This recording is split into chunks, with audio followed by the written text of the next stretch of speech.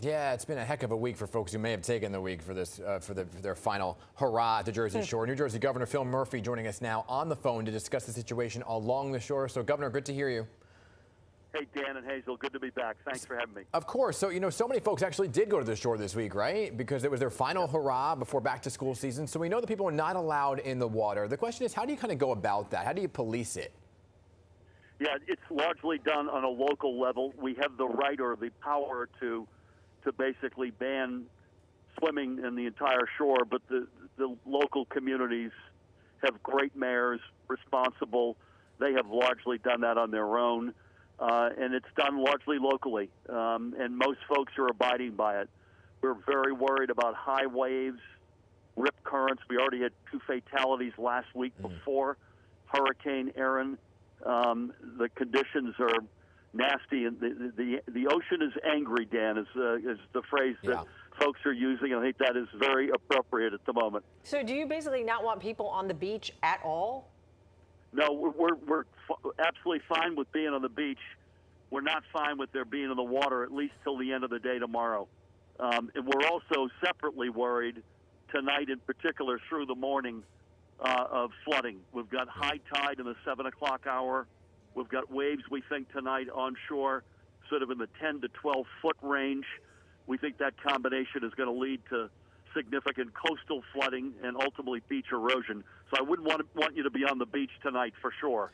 But it's being in the water that we're most worried about. Yeah, I mean, I heard you yesterday say if you want to go on the beach, go right ahead, because people really did want to dip their toes in the sand one last time. But you're mentioning that coastal flooding and the beach erosion, right? So what are some of the things being done right now, Governor, to mitigate possible damage to some of those homes and communities along the shoreline?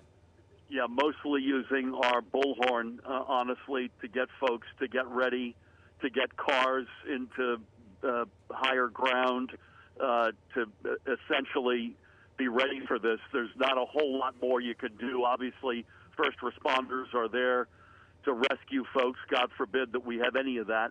It's interesting, Dan and Hazel, in my almost 8 years as governor, if you look at weather fatalities, overwhelmingly, the biggest number have been due to water and flooding. Yeah. Folks, for whatever reason, don't take that those warnings as seriously as, say, a tornado warning or a snowstorm.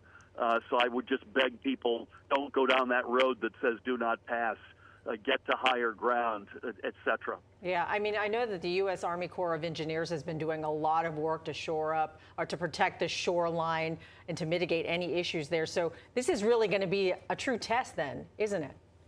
It sure will be, and I worry that the federal government has basically emptied a lot of the resources that go toward beach replenishment going forward.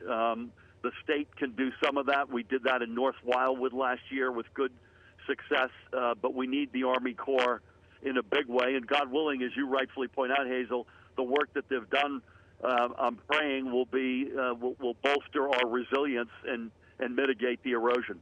Yeah, boardwalks open, Governor?